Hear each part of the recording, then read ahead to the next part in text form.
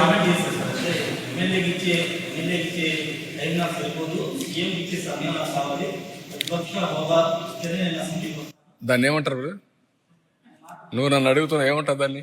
మీకు అక్కడే చెప్పాలా మీకు ధైర్యం ఉంటే. ఏమయ్యా నీకు ఎమ్మెల్యేగా ఓటేశారు, ఎంపీగా ఓటేస్తే ఎంపీగా ఉంటాడు తప్ప ప్రతిపక్ష స్థానానికి వేయకపోతే నాకు ప్రతిపక్ష స్థానం ఇవ్వాలి, పీఎంతో సమానంగా ఇవ్వాలంటే ఎందుకు ఇస్తారండి? ఎందుకు ఇవ్వాలంటున్నా? ఎవరిస్తారు?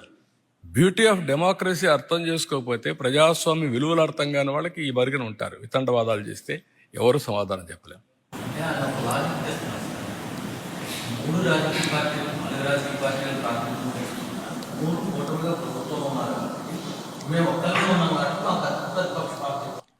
ఆయన నీ భావన ఆయన భావన కాదు కావాల్సింది, ప్రజల భావన, ప్రజాస్వామ్య విలువలు, ప్రజల భావన. నేను ఎగతాళి చేయడం లేదు. Will respect people. మీరు పేపర్లో రాసినా వాస్తవం ఉంటే నేను వింటాను, ఇష్ట ప్రకారం రాస్తే నేను వినకపోవచ్చు, చదవకపోవచ్చు.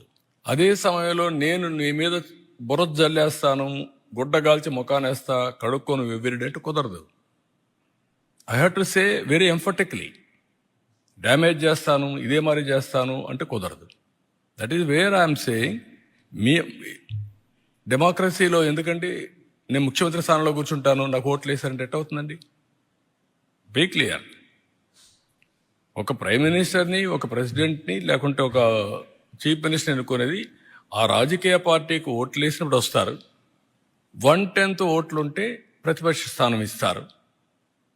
మెంబర్స్ని పెట్టుకొని ప్రపోర్షనేట్గా టైం ఇస్తారు. అది ఇప్పుడు ఎస్టాబ్లిష్ చేయలే. మనతోనే రాజకీయాలు రాలా, మనతోనే కొత్త ఇది రాలా, ఎప్పటి నుంచో ఉండే సాంప్రదాయాలు ఇవన్నీ. ఢిల్లీ పార్లమెంట్లో సేమ్ థింగ్ ఫాలో అవుతున్నారు, మన అసెంబ్లీలో సేమ్ థింగ్ ఫాలో అవుతున్నాం. కడాన మీరు పేపర్లు, ఇప్పుడు అన్ని పేపర్లు వస్తారు అక్కడికి, టీవీలు. 5 సంవత్సరాలు కొన్ని పేపర్లు రానిచ్చారా? టీవీలు రానిచ్చారా? మీరు విలువల గురించి మాట్లాడడం ఏంటి? Will maintain that values, but exploitation అంటే మాత్రం కుదరదు. నేను I'm very firm on that.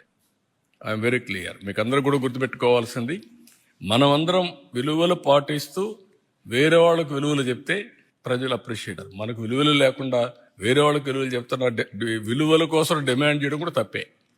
అదే జరుగుతుంది ఇప్పుడు ఈ రాష్ట్రాల్లో. నేను అందుకే ఆ మాట చెప్పాక వాళ్ళు పడుతున్నారు కాబట్టి నాకు ఎందుకని నేను చెప్పలా. కాదు, అలాంటి వాళ్ళు విలువలు మాట్లాడడం ఎందుకంటున్నా. ఓకే అమ్మా, థ్యాంక్ యూ.